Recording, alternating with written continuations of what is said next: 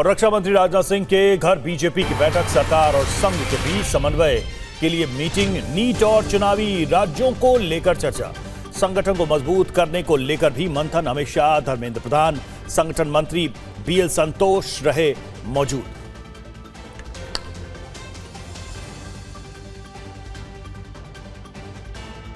आमोद राय हमारे साथ इस वक्त हमारे सहयोगी फोन लाइन पर जुड़े हुए हैं। आमोद, क्या एजेंडा है इस बैठक का? देखिए रवि, इस बैठक का मुख्य एजेंडा राष्ट्रीय स्तर पर संगठन में परिवर्तन, रीस्ट्रक्चरिंग और कार्य पद्धति में परिवर्तन को लेकर हुई है। ऐसी चर्चा और ऐसी जानकारी सूत्रों से मिल रही है।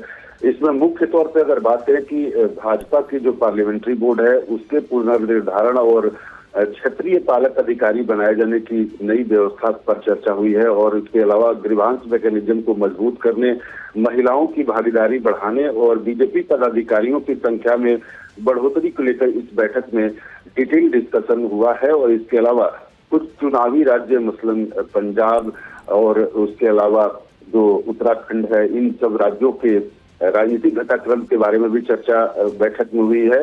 और सबसे जो महत्वपूर्ण है कि बीजेपी अब जल्द से जल्द अपनी टीम को घोषित करने की तैयारी में है, जेपी नवीन की टीम को घोषित करने की तैयारी में है।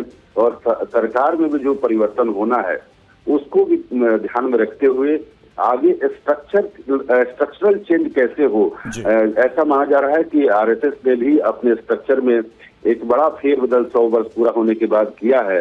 बीजेपी भी उसी क्रम में अपने स्ट्रक्चर में कुछ बदलाव करने की सोच रही है और उसके लिए बैठक में तमाम विषयों पर चर्चा हुआ है। आरएसएस ने यह सुझाव दिया था भाजपा को कि अपने स्ट्रक्चर में समय समय पर परिवर्तन करना चाहिए ताकि लोगों का फीडबैक समय पर मिल सके। तो ये तमाम विषय कल की बैठक में चर्चा हुए हैं और माना जा रहा है कि प्रधानमंत्री के विदेश दौरा से लौटने के बाद संगठन और सरकार में बदलाव की जो गति है वो तेज होगी और शीघ्र बीजेपी का जो संगठन है उसको बदलाव उसमें किया जाएगा। और साथ ही केंद्र सरकार में जो लंबे समय से चर्चा है कि वहां परिवर्तन होना है, फेरबदल होना है मंत्रालय में, उसमें भी आपको बदलाव देखने को मिल सकता है। रवि, शुक्रिया आपका इस जानकारी के लिए।